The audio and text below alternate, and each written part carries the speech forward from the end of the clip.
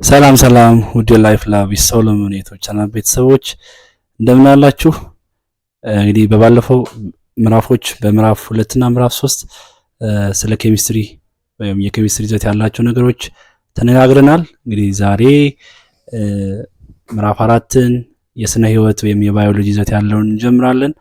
እንኳን ወደ ስነ ህይወታዊ ይዘት ወዳለው የአጠቃላይ ሳይንስ ምዕራፍ በደህና መጣችሁ እላለሁ። ምዕራፍ 4 ላይ ስለ ህዋስ ነው። እንግዲህ የአካላት ወይም የኦርጋኒዝሞች የህይወት መንገዳቸውን የሚጀምሩበት የህይወት ቅንጣት ከሆነው ከህዋስ እንጀምርና ህዋስ በህይወት ባላቸው ነገሮች ውስጥ እንደ ህይወት መሰረትነት እንዴት እንደሚታይ እሱን ነው የምንመለከተው። እንግዲህ ከዛ በፊት ግን ህዋስን ለማጥናት የሚጠቅመን አንድ ወሳኝ የሆነ ስነ ህይወታዊ መሳሪያ አለ፣ ማይክሮስኮፕ የሚሰኝ። ስለሱ እንማራለን። እንግዲህ ማይክሮስኮፕ ከቃሉ መነሻ ትርጉም ስንጀምር እንግዲህ ማይክሮ እና ስኮፕ ከሚሁለት ቃላቶች ነው የተገኘው። ማይክሮ ስንል ረቂቅ በአይን የማይታይ ጥቃቅን ማለት ነው። ስኮፒዮን ወይም ስኮፕ ማለት በግሪክ ማየት ማለት ነው። ስለዚህ ረቂቅ የሆኑ በአይን የማይታዩ ህይወት ያላቸው አካላትን መመልከት ማለት ነው። ስለዚህ በአይን የማይታዩ አካላትን አጉልቶ የሚያሳይልን የስነ ህይወት መሳሪያ ነው ማይክሮስኮፕ ብለን የምንጠራው። እንግዲህ ታሪካዊ ዳራውና ግኝቱን እና ጥቅሙን ስንመለከት እንግዲህ አካላት በመጠን የተለያዩ ናቸው። ሁሉም አካላት ወይም ህይወት ያላቸው ነገሮች በመጠን አንድ አይደሉም። በጣም ረቂቃን ጥቃቅኖች አሉ፣ በአይን የማይታዩ። በተቃራኒው ደግሞ በጣም ግዙፋን የሆኑ አካላቶች አሉ። ስለዚህ እነዚህ ረቂቃን የሆኑ ጥቃቅን የሆኑ አካላትን መመልከት ደግሞ እንድንችል ማይክሮስኮፕ የግድ ያስፈልገናል ማለት ነው። እንግዲህ የማይክሮስኮፕ ወደ ዓለም መተዋወቅ ረጅም ታሪክን ያለው ግን በዚህ የግኝት ሂደት ውስጥ ሳንጠቅስ የማናልፋቸው ተመራማሪዎች አሉ። የመጀመሪያው ሮበርት ሁክ ነው።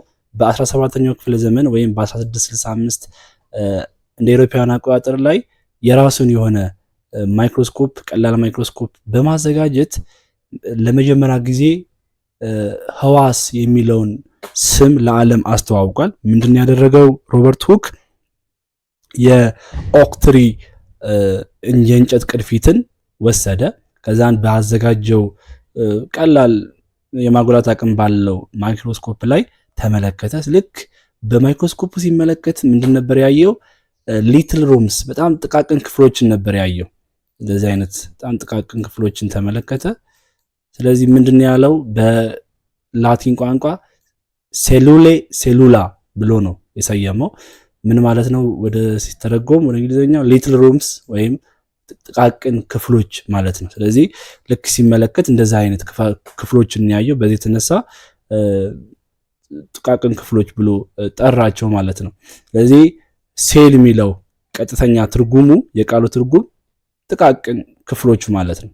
ያው እንግዲህ ገና ስለ ህዋስ ጥናት ወይም ሴል ባዮሎጂ በደንብ አልተስፋፋም፣ ግን ለመጀመሪያ ጊዜ ህዋስ የሚለው ስም ለዓለም ተዋወቀ ማለት ነው። ስለዚህ ይህንን ለዓለም ያስተዋወቀው ወይም ህዋስን ለመጀመሪያ ጊዜ የተመለከተና ስም የሰየመው ሮበርት ሁክ ይሰኛል በ17ኛው ክፍለ ዘመን። እንግዲህ ከሱ በኋላ ከ10 ዓመታት በኋላ ደግሞ በ1673 እንደ አውሮፓውያን አቆጣጠር የሆላንዳዊው አንቶን ቫን ሊውንሁክ ከሮበርት ሁክ የተሻለ ማይክሮስኮፕ ወደ 200 እጥፍ ማጉላት የሚችል ማይክሮስኮፕን ከሰራ በኋላ ብዙ ነገሮችን ተመልክቷል።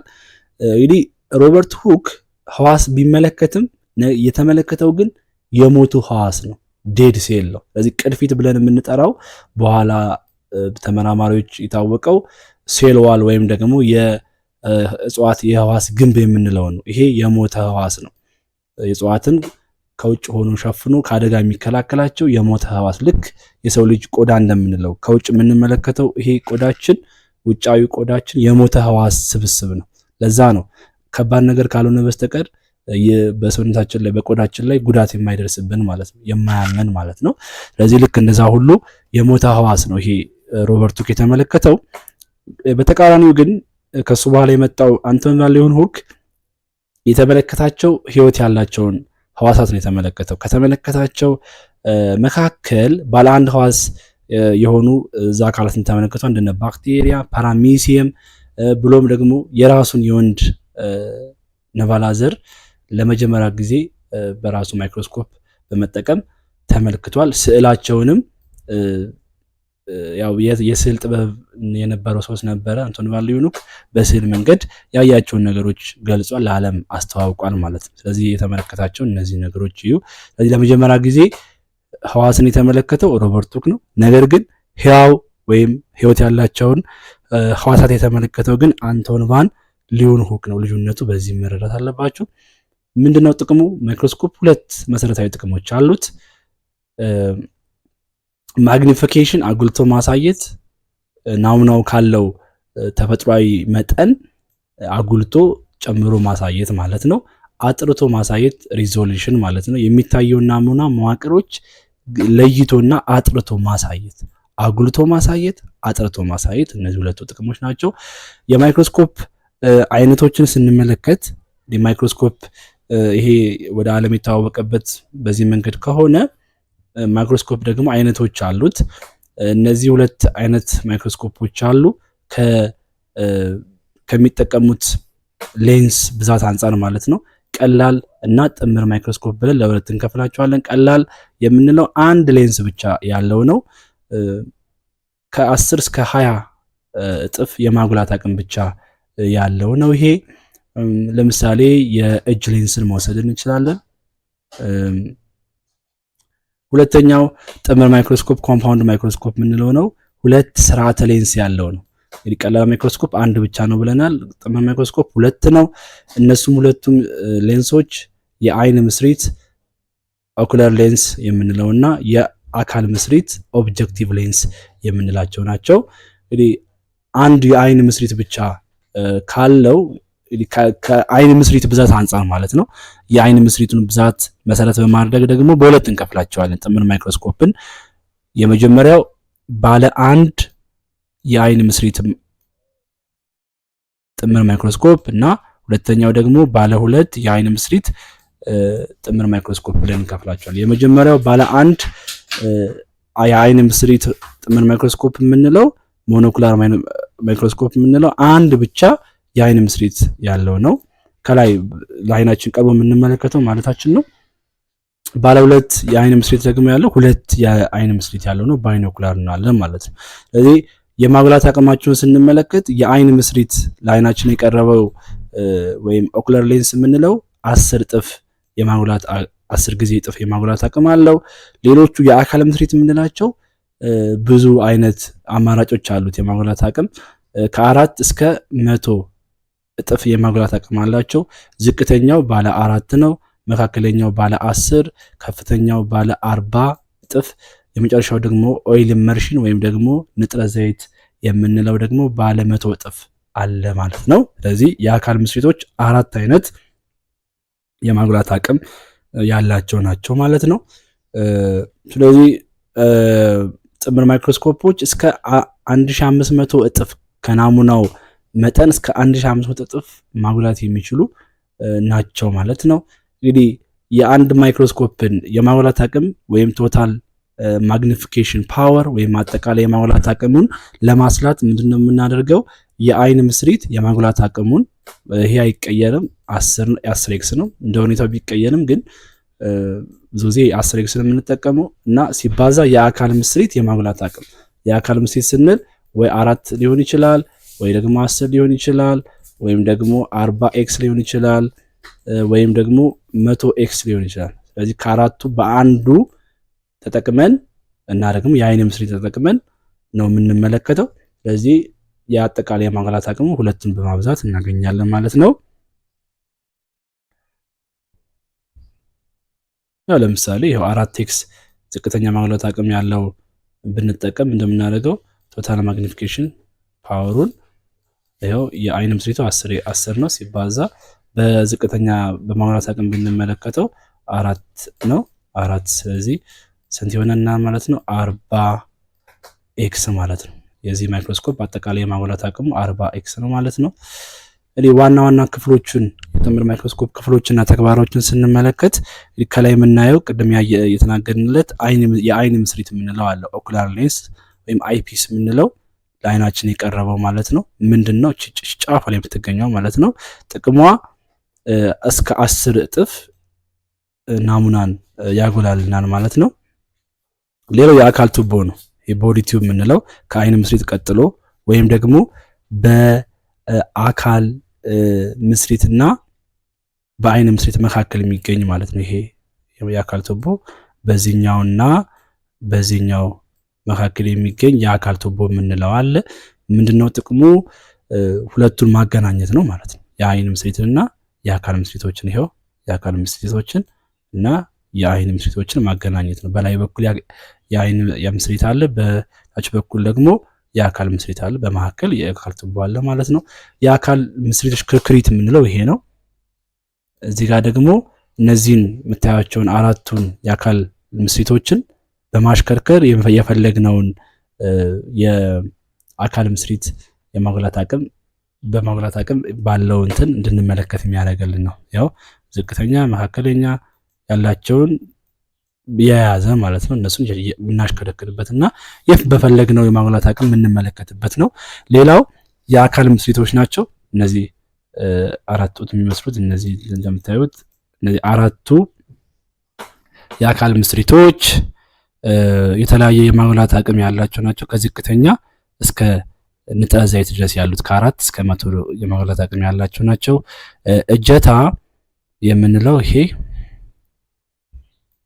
አርም የምንለው ይሄ እጀታ ደግሞ ማይክሮስኮፕን ለመሸከም የምንጠቀምበት ነው። ሌላው መድረክ ነው። ይሄ መድረክ ስለዚህ አሁን ናሙናውን በስላይድ ላይ በማስቀመጥ የምንመለከትበት ነው። ይሄ መድረክ ማለት ነው። እዚህ ጋር እንደምታዩት በዚህ ጋር ስላይድ ይቀመጣል። ከዛ ናሙናውን አስቀምጠን እንመለከታለን ማለት ነው። ሌላው የስላይድ መያዣ ነው። እዚህ ጋር እንደምታዩት እዚህ ጋር ሁለት ብረቶች አሉ። ይሄኛውና ይሄኛው የስላይድ መያዣ ስላይዱን የሚይዝልን ነው። ሌላው ድልሺ ወይም ብራኒ የምንለው አለ። ከመድረኩ ስር የምናገኘው ይሄ ማለት ነው። ይሄ ድልሺ ወይም ብራኒ ዳያፍረም የምንለው ከዚህ ጋር ብርሃኑ ይመጣል። ያንን ብርሃን መጥኖ ወደ ስላይዱ ወይም ወደ ናሙናው የሚልክልን ማለት ነው። ስለዚህ የሚያልፈውን ብርሃን መመጠን ነው። መስታወት የምንለው ደግሞ ይሄ መስታወት የምንለው ብርሃኑን ወደ ናሙና የሚያንጸባርቅልን ነው። ይሄ መስታወት የምንለው ስለዚህ በዚህ ጋር ወይ በሶኬት ሊሆን ይችላል ወይ በተለያየ መንገድ ብርሃኑ ምንጭ ይመጣል። ከዛን ይሄ ወደዚህ ብርሃኑ ወደ ድልሽው ያሳልፋል። ድልሽው ደግሞ ወደ ናሙናው ያሳልፍናል ማለት ነው። ሌላው ሁለት ማስተካከያዎች አሉ። ኮርስ እና ፋይን ማስተካከያ የምንላቸው እዚህ ጋር ለየብቻ ነው ያሉት።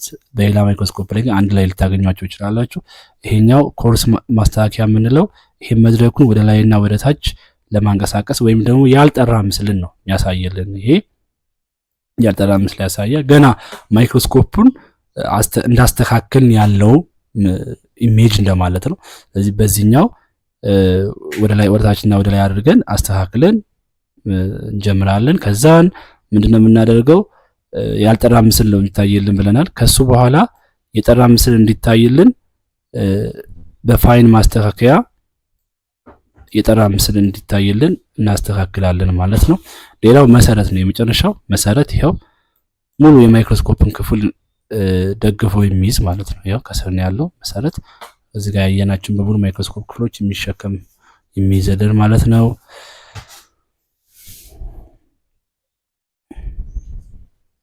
ስለ ማይክሮስኮፕ ካል እንግዲህ ዋናው ማይክሮስኮፕ የማወቅ ጥቅማችን ስለ ህዋስ እንድናውቅበት ወይም ደግሞ ስለ ህዋስ እንድንመለከትበት ነው። ስለዚህ ይሄንን ከተረዳን በኋላ የሚቀጥለው ነገር ምንድነው? ህዋስ ምንድነው? ስለ ህዋስ ምንነት ነው የምናየው። ህዋስ እንግዲህ የህይወት ያላቸው ነገሮች ወይም የህይወት ያላቸው አካላት የተግባርና የመዋቅር መሰረት ወይም የህይወት ቅንጣት የመጨረሻው የህይወት ቅንጣት ብለን የምንጠራው ነው። እንግዲህ ይሄ የህዋስ እንደ ብዛቱ የተለያየ ሊሆን ይችላል። ባለ አንድ ወይም ባለ ብዙ ሊሆን ይችላል። በዚህም የተነሳ አካላት በዚህ ሊከፋፈሉ ይችላሉ ማለት ነው። አንድ ህዋስ ብቻ ያላቸው ባለ አንድ ህዋስ አካላት ዩኒሴሉላር ኦርጋኒዝምስ ይባላሉ። ባለ ሁለት እና ከዛ በላይ ደግሞ ከሆኑ መልቲሴሉላር ኦርጋኒዝምስ ይባላሉ ማለት ነው። እንግዲህ አብዛኞቹን ህዋሳቶች በአይን ማየት አንችልም። ስለዚህ ማይክሮስኮፕ የግድ ያስፈልገናል። እንግዲህ ህዋስ ስለ ግኝቱ ስንነጋገር እስከ 17ኛው ጥናት የተጀመረው 17ኛው ክፍለ ዘመን ነው ስለ ህዋስ ወይም ሴል ባዮሎጂ። ነገር ግን በዘመናዊ መንገድ በተደራጀ መንገድ ግን ዓለም ስለ ህዋስ ማጥናት የጀመረችው በ20ኛው ክፍለ ዘመን ነው ማለት ነው። እንግዲህ የህዋስ መዋቅሮችን ስንመለከት የተግባርና የባህሪ መሰረት ነው ብለናል። ህዋስ እንግዲህ ብዙ ተመሳሳይ ባህሪያት አላቸው ህዋሳቶች፣ ነገር ግን የሚለያዩበትም የራሳቸው ነገር አለ። ሁሉም በጋራ የሚያደርጋቸው የሁሉም አንድ የሚያደርጋቸው ሁሉም ህዋሳት በህዋስ ክርታስ ወይም በሴል ሜምብሬን በውጭ በኩል የተሸፈኑ ናቸው ማለት ነው። ስለዚህ ሁሉም ህዋሳት ሴል ሜምብሬን ወይም የህዋስ ክርታስ አላቸው። ይሄ ደግሞ ጥቅሙ ምንድነው? ከአካባቢ ወደ ህዋስ የሚገቡና ከህዋስ ደግሞ ወደ ውጭ የሚወጡትን ይቆጣጠራል። ልክ እንደ ትራፊክ ፖሊስ ማለት ነው። ስለዚህ ወደ ህዋስ የሚገቡትን እና ከህዋስ የሚወጡትን የሚቆጣጠር ነው ማለት ነው። ሌላው እንግዲህ በህዋስ ክርታስ የተሸፈኑ የህዋስ ሁለት አይነት ይዘቶች አሉ። ከውጭ በኩል የህዋስ ክርታስ አለ። ስለዚህ ሁለት የህዋስ መዋቅሮች አሉ። እነሱም ቤተ ህዋስ የምንለውና ይሄ ሳይቶፕላዝም ማለታችን ነው እና ኒውክለስ የምንለው ይሄ ማለት ነው። ስለዚህ የህዋስ ክርታስ ይሄ በውጭ በኩል አለ። ከዛ በኋላ ደግሞ ሁለት የህዋስ መዋቅሮች አሉ። እነሱም የቤተ ህዋስ የምንለው ውስጥ ያለው ይሄ እና ኒውክለስ ብለን የምንጠራው። ቤተ ህዋስ ከቃሉ እንደምትረዱት ቤተ ህዋስ የህዋስ ቤት ነው። ስለዚህ ህዋሳትን የያዘ ማለት ነው። ወይም ክፍለ ህዋሳት ወይም ኦርጋኔልስ የምንላቸውን ጥቃቅን መዋቅሮችን የያዘ ነው። የየራሳቸው ተግባር ያላቸውን ህዋሳቶችን አቅፎ የያዘ ነው ቤተ ህዋስ የምንለው።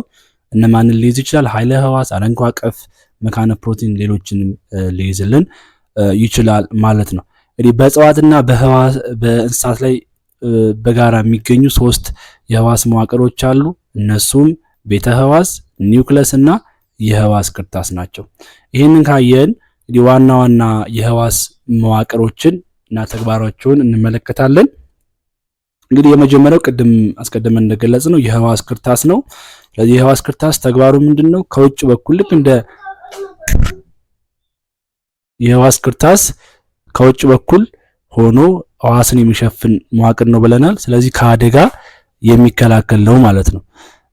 ወይም ደግሞ ልክ እንደ ትራፊክ ፖሊስ ሆኖ ወደ ውስጥ የሚገቡትና ወደ ውጭ የሚወጡትን ነገሮች የሚቆጣጠር ነው ማለት ነው። ስለዚህ ጎጂ ነገሮች ወደ ህዋሳት በመግባት አደጋ እንዳያደርሱ የሚከላከል ነው የህዋስ ክርታስ የምንለው።